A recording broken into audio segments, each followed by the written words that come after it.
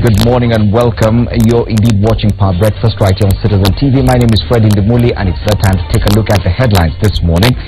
We're very privileged to have with us, let me begin with the newest member of this panel, Bishop Titus Hamala Mukhwana, the MP Lurambi constituency, a member of the National Assembly Lurambi constituency.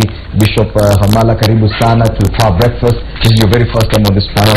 It is a pleasure to have you with us. Thank you. Also on the panel this morning is Opio Wandai, MP Ugunja. Congratulations on the elections, Bwana Wandai. You've been on this panel before, now you return in the same capacity. And we're also privileged to have Isaac Mwaura, now a nominated senator. And this is very interesting. Bwana Mwaura was last on this panel as a nominated member of the National Assembly under the ODM party. Now he comes back as a nominated senator with Jubilee. Interesting, Bwana Mwaura. Thank you. Karibu sana. It's been a bruising time for most legislators, but it's good to have you back, and it's good to have the inclusion of Bishop Titus Hamala Mukhwana. Even as we look at the headlines this morning, of course the biggest headline has to do with the IEBC, even as we continue to prepare for the repeat presidential election. The standard headlines with Chebukati disowned, divided IEBC, 4 out of 7 commissioners against IEBC chairman's decision on new team to handle fresh election, claim he acted unilaterally as Jubilee trashes the 6 names. Those against the new team are 4, those in agreement are 2. A similar headline on the front page of the Daily Nation: crisis as Uhuru Raila reject Chebukati team. IEBC rocked by internal turmoil as senior officials accuse their boss of making staff changes unilaterally. Polls chief says he will not entertain any attempts to influence staffing, citing agency's independence. Now that's the biggest news this morning. Of course, the other story is about the 14-year-old girl who has been arraigned as the main suspect in the Moi Girls School fire that killed 9 students. She was arraigned yesterday and she will be held in police custody for another 7 days. We'll also be talking about this headline that's highlighted on the front page of the Daily Nation. Musila rallies Kamba leaders behind Jubilee. Remember, David Musila was the Wi-Fi chairman at some point. Now they're rallying behind Jubilee. We also know that quite a number of leaders from Western Kenya tripped to State House this week to pledge their allegiance and loyalty to President Uhuru Kenyatta. Meanwhile, Peter Munya, the former governor of Meru County, has crossed over and is now the 6th principal of NASA. That means that it is a season of defections. We'll be looking at that in a short while. But let's start with a story that's a bit different from what we're used to, and probably something positive about Kenya. And this is on page 3 of the Daily Nation. Kenyans are among top 3 most generous people worldwide. 10 richest countries in world, including the US, registered decline in generosity, but Kenya is only second to Myanmar, Singapore. Even Uganda comes in at number 22 in terms of generosity, Tanzania at 63, South Sudan at 73, Rwanda, despite all the accolades, 101 in terms of generosity, Yemen 139, but Kenya number 3. Gentlemen, this is very interesting. We've been accused of a lot of ills: corruption, lack of democracy. I don't know, that's debatable. But in terms of generosity, and I'm sure legislators will agree, yes, probably you're among the most generous, and some of you complain about that, that we have this culture of generosity. And Bwana Isaac Mwaura, you've spoken about the culture of harambes and the culture of mheshimiwa toa kitu kidogo, mheshimiwa niko na shida hapa na pale. But you see, it actually counts positively in the general outlook of the country. Actually, no. It's just another phase of corruption. Because when you say people are generous, Fred, sometimes it depends in return for what. And I don't think, in my opinion, most of this needs to be investigated. Sometimes there's no free lunch. There's no free lunch. Is there a concomitance between the generosity index with the levels of corruption? That is something we need also to interrogate further. And even if it may not be direct covariance, but it could be telling of a story. So I think I don't want to celebrate this very much, What I would want to say is that yes, Kenyans are generally have got an outward, appearance of goodness. But that is also suspect. You and I, surely. Well, you see, there must be something positive about Kenya being ranked as among the most generous people. Fred, from where I sit, I'm not saying much unless I clearly understand the methodology of this study. But having said that, it's true, Kenyans generally help each other. We are socialized in a manner that we need to come together and assist one another in times of need. But having said that again, there is also the element of corruption, as my colleague Maura has clearly indicated, that most of the people who carry themselves out as generous actually do so using money or resources they have looted from public coffers.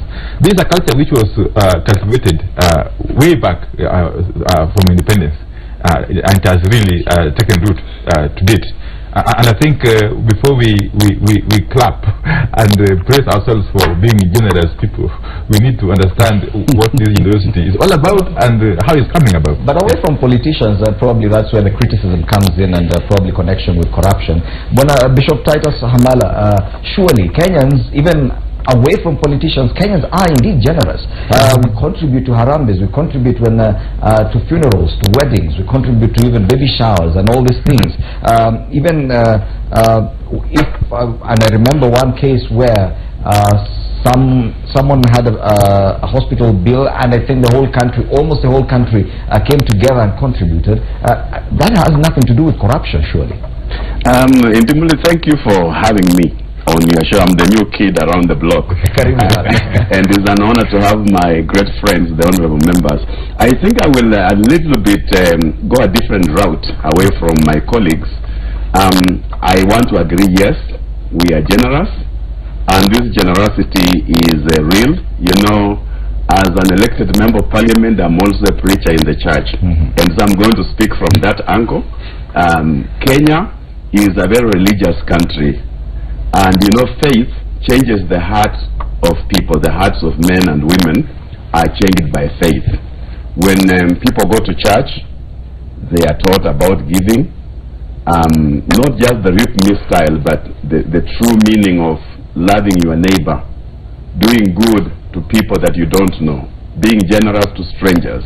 And I think that faith has had a great deal in our hearts and in the lives of many Kenyans, to a point whereby, away from what the honorable members are saying is in regard to the political angle, harambes and all that, there is just that generosity among Kenyans where they'll say, Karibu, have a cup of tea. Even those who don't have something will say, come in and have a little potato, a little ugali, something like that. So. And it's very interesting, Titus Hamala, the kind of optimism that you have as a new legislator.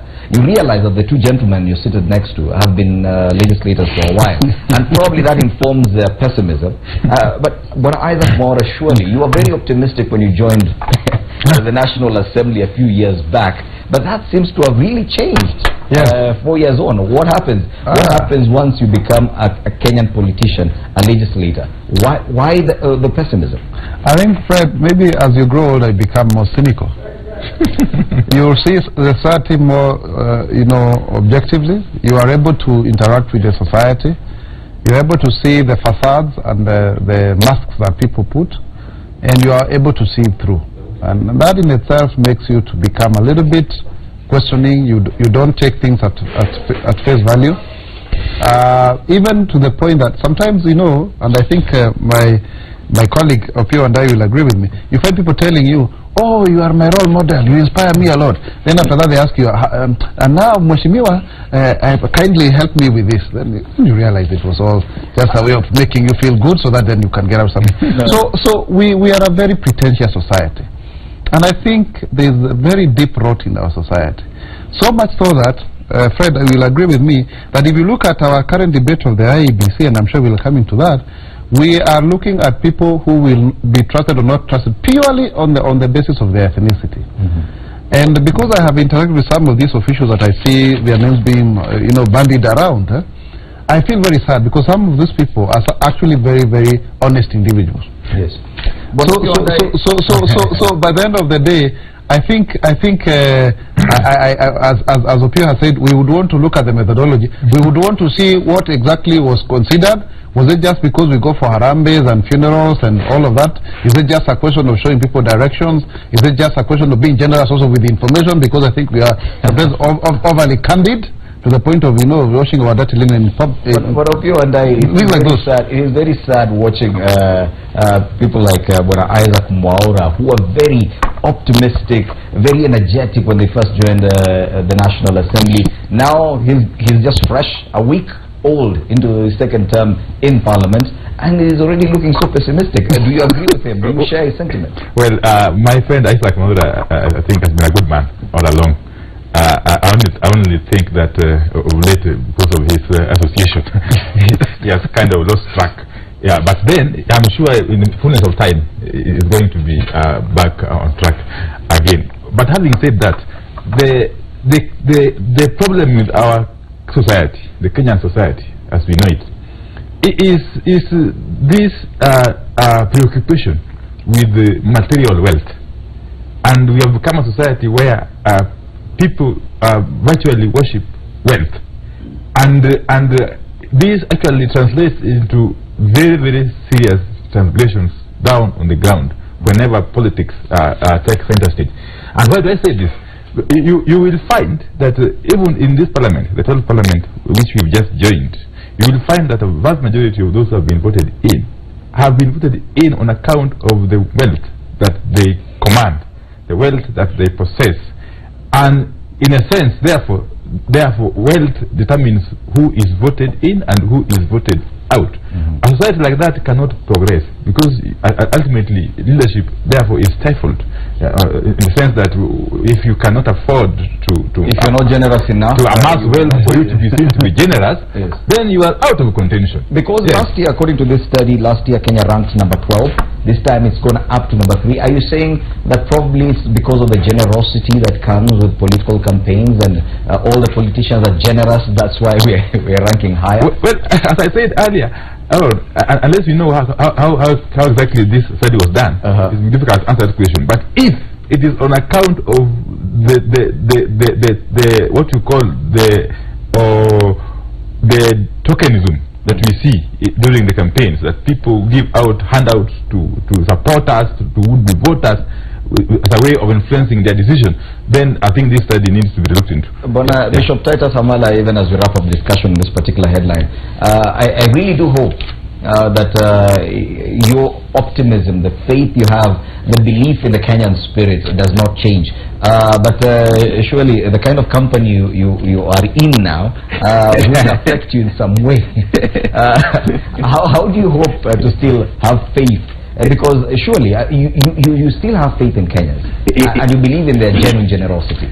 Intimately, I believe in the generosity of Kenyans, but also I agree with my colleagues that we live in a society, and I think the pressure, the economic pressure that Kenyans have to endure, insufficient employment, economic turmoil, corruption in high levels, and all that has really kind of suffocated the necks of Kenyans. And that is why sometimes you see vijana are out there saying, Mheshimiwa, give me, Mheshimiwa Mwaura, give me something. When you don't give, they say, oh, you are mean, we'll wait for you at the ballot, things like that. But I just want to think that talking about this generosity had to do with a little being away from politics. It was a little bit of the nature of Kenyans, It's raining, you are a stranger, Kenyans will tell you, welcome in my house, come here, don't be soaked in the rain. Oh, I'm going home. Oh, Kenyans will say, ride on my bicycle. That humanity among the hearts of Kenyans. It is very sad to watch Isaac Mwaura losing that kind of optimism in Kenyans. But anyway, according to this particular index, a good number of Kenyans regularly donate money to a good cause, volunteer to work for free, and often give a hand to complete strangers. This is according to the World Giving Index of 2017, which has ranked Kenya at position 3 out of 139 countries surveyed. That story is on page 3 of the Daily Nation. You can read more details there. Let's now go to the top story of the day, and of course it has to do with the IEBC preparations for the repeat presidential elections that have been slated for October 17th. The date is still in dispute in as far as the political players are concerned. There's another dispute as well now after chairperson of the agency, Wafula Chebukati, named a fresh team to run this repeat elections. Of course, he's run into trouble with his commissioners. We can see four against two, only two with the chairman. Only about 4 other commissioners are not with him. There should be a total of 9. Seven. There's 7. Yes, there's 7 there. So it's 3 against 4. On the Daily Nation, both parties that are taking part in this repeat elections are in dispute, are disagreeing with the chairperson. This is not a job you want. This is not a job that you can please everybody. But just an overview, even before we go into the details, Bwana Isaac Mwaura, Chebukati's job is not one of, it's not a job you can envy. It's not one of those jobs you say as growing up that yes, when I grow up, I want to be IEBC chairperson. Well, I really am with him. My mercies and my prayers are with Wafula Chebukati, because I know he's a Christian and he's a prayerful man. Because honestly, it's tough. Because you are, and yesterday I had a conversation with the former vice chair of the IEBC, Mahiri Zaja, and it's like if you are doomed if you do, you are doomed if you don't. You remember the proposal to change the people who will be at the helm was as a result of a demand from us politicians. And now in this case then it seems that this has divided the commission down the middle. And I even was reading where it was said that nobody was consulted. Now when you start seeing this, then you realize that the center of this commission is not holding, and it's not some, and especially if it has also come out in the public domain. As I had earlier said, some of the names that are being bandied around as being partisan, I mean, I have interacted with some of those officials, and some of them are quite credible. I can vouch for them. But then just because of their surnames, you know, they may not be appealing to this side of the political divide. They may not be appealing to that side of the political divide. And I would really want to speak to Kenyans, you know, that we need to now rise and ensure that we have credible elections. We need to ensure that we are able to move forward, because as we speak, I mean, everybody knows that we are now kind of in some form of standstill. I'm even told that we may not even go for our retreat as members of Parliament, both the National Assembly and the Senate, because then we need to first clear with this election. Now we are discussing about children and exams and whatever. So we really have to, I don't know, we are slowly losing that aspect where you can trust a professional, Fred, an official who would superintend over an election or whatever, you know, function that would be of great national importance, without us necessarily, you know, reducing that individual to, oh, he belongs to this ethnic community, or he has these political persuasions. And I don't think that is really something that we must just watch and wait to see happening. It's a great tragedy. We need to have a situation where we must trust each other as Kenyans so that we can move this country forward. But even without going into details, the job of IEBC chairperson and the IEBC commission has not been the best ever since, even days of ECK, because either side of the political divide will approach the agency with a lot of mistrust. Why is this? How come no one has ever trusted? Even Jubilee, which appeared to trust IEBC so much, has now gone and said, no, those names, those people you've named have some bias. Why is this that neither side can actually trust this? Well, you see, we are still an evolving democracy, and these institutions are taking shape. And once you are put in a position such as the one that Wafula Chebukati finds himself in, that of overseeing elections, you must understand that you are virtually in the eye of the storm, as it were. Because elections in this part of the world are very serious matter. And the current crisis, if I may call it so, is as a result of people failing to understand the import of the Supreme Court judgment a week or so ago. That Supreme Court judgment if you ask me, was actually a revolution of sorts.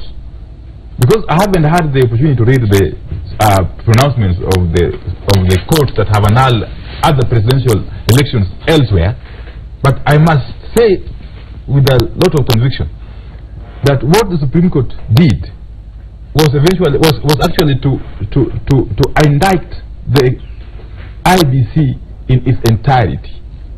And as we speak, if the officers, plus the commissioners who are in this IBC, were true to themselves, they should have known that from the time the Supreme Court pronounced itself, it was not going to be business as usual.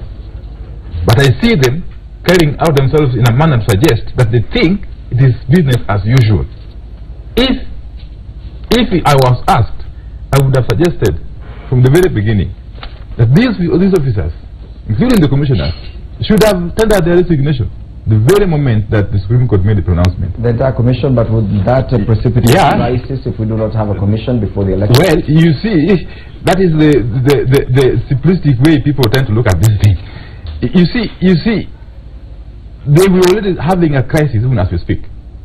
Their resignation wouldn't have made any much difference. We are in a crisis and we must accept in a crisis and therefore address it in a manner that will give us long-lasting solution. It is pointless to assume that we have no crisis. Well, we have a serious crisis. At some point, actually, I even suggested that we may even be called upon to look for other agencies, including the UN, to help us midwife this transition. And as things stand, that thought is not far-fetched. You see, so what Chebukati and his team are doing in these so-called staff changes they are making is basically to engage us in a game of musical chess, which will not address the problem at hand here. Bishop Hamala, of course, the IEBC has pledged and actually invited both parties to meetings today to discuss this. But do you think there's any possibility that Jubilee and NASA will actually come to an agreement on who? Because now they're disagreeing on particular names. Jubilee has sent a list of names that they don't want included in our team. NASA already said they don't want particular names on that team. Surely, do you think there's any one time that Jubilee and NASA who disagree on everything else, practically everything? Do you think there will be any point in time where Jubilee and NASA can agree on anything, on this particular matter? I think, Intimuli, I have a little... You know, I'm a man of faith. Yes, and always faith drives me. Sometimes I have to exercise faith where there is almost nothing. But I think Justice Maraga is beginning to set some precedents in this country whereby we think, oh, at least things can be done right. Somebody can be courageous and stand up and do what is right. And I think Chairman Chebukati, there is some conscience, a little drop of conscience that has dropped in his head. And that drop of conscience is bringing problems in the political divide. And so I am of the thought that Jubilee and NASA, where I come from, and you know, those that are the political players, can all come to an agreement so that we can move forward. I see a little drop of sincerity in Chebukati, a little bit after the court ruling. Everybody and many people in Kenya want to say, you know what, we can do things right. If Maraga did it, why not me? So I have a little faith, a little drop of faith. But Isaac Bora, don't you think we're going about it the wrong way? All these calls for consultations with the political players, all these calls for dialogue, that we know that Jubilee and NASA are highly unlikely to agree on anything. IEBC is an independent commission, yes? By giving politicians so much leeway to determine or influence how the commission will work or conduct an exercise of this nature, don't you think we're going about it the wrong way? Yes, I think that's the point. In fact, I beg to differ with my two colleagues here about Maraga, because also Maraga seems to be responding to the same demands. I mean, he said it himself, that, you know, he almost suggested that he was responding to the 2013 Supreme Court petition, and knowing very well that politicians had asked him to redeem himself. or rather that Supreme Court. And if you get persuaded by what you read in social media and you want now to self-efface yourself in the process of trying to assuage the demands of this political side and the other side, you'll never have a locus standi. You'll never have some kind of anchor. You'll have no spine of your own. And I think that is what we want to tell the IBC, that they need to put meaning into the word independent. They must not be persuaded by which side of the political divide. I think when people are recruited at the IBC, in my opinion, they are recruited to serve Kenyans. We know for sure people can be compromised. But then you do not have, as we used to say before, a nyometer, where you gauge people based on their loyalties. So when you go that direction, it becomes extremely difficult. Because then you look at everybody, you look over your shoulders because you don't know who is doing what, where and how. But the best way to go about it is when you have proper systems and structures, when you have procedures, when you have what we call the impersonal application of public policy. That you're not doing this because you know somebody. You're just doing it because you have the best interests of Kenyans. And so therefore, I strongly believe that the Supreme Court ruling was really a miscarriage of justice, in my opinion. It was purely a political decision. You see the kind of crisis that we are finding ourselves into, and I think if we could go now with this direction where people are differing openly and it becomes part of the headline, I would want to imagine, by their Fred, that this is a matter of conjecture. I would want to imagine that the sources that have been quoted here are not people who would want to appear on record. But if that were to be the case, if this story is actually done by people even being quoted openly, that they are differing with their own chairs, commissioners, then the goose is cooked and something needs to be done. I don't even imagine that a consultation of the two sides of the political divide would bring this to a crisis. Because you would then therefore have a situation where you say that, oh, now let's have a list of names where both Jubilee and ODM agree. I mean, where would that be? Are you going to say that then you fish out individuals who you think would agree with you? Practically doing. We're giving the IBC a list of names we want or we don't want, and that's both from NASA and Jubilee. They've actually sent lists through letters, and those lists are quoted here. We don't want to go into the names, but yes, those lists. You talk about individual names, that this person we don't want him, this person we don't want him. But Opio and I, surely there's no one point that we expect NASA and Jubilee to come to an agreement on this particular matters. Shouldn't we have left IEBC to carry out the process? But if you have a problem with it, probably go to court to challenge the process, because this re-election has been ordered by a court. You know, Fred, this idea that IBC is independent. It's not an idea. It should be fact. Well, let me just make my point. That it is so independent that it cannot consult anyone is, to me, erroneous. The IBC is in place to manage elections, and elections involve players, and the players here are the people of Kenya, represented by various political parties. And therefore, it is common sense that in the course of its duty, the IBC needs to consult from time to time with the key stakeholders. Secondly, we don't need to split hairs. If you look at the proceedings of the Supreme Court, of the case at the Supreme Court, it was quite clear, even from the report of the registrar of the Supreme Court, as to who within the IBC was culpable in terms of mismanaging the elections. And those are records which you cannot really easily ignore. So when it comes to staffing at the IBC, you don't need to go further than the reports that are actual official documents in the court registry. And if the IBC, as currently constituted, continues with this work in the manner it is proceeding, then my fear is that what will happen on the 17th or so of October will be worse than what happened on the 8th of August. Wow. And the crisis is going to become unmanageable. So we have got a very short time indeed, as Kenyans, to address this matter collectively and soberly. Yes, time, when you talk about time, we are exactly 40 days to October 17th. That's the date set by the IEBC of already. That date is in dispute. But let's now take a break. When we come back, we'll discuss that date as well as other issues surrounding the preparations for the repeat presidential elections.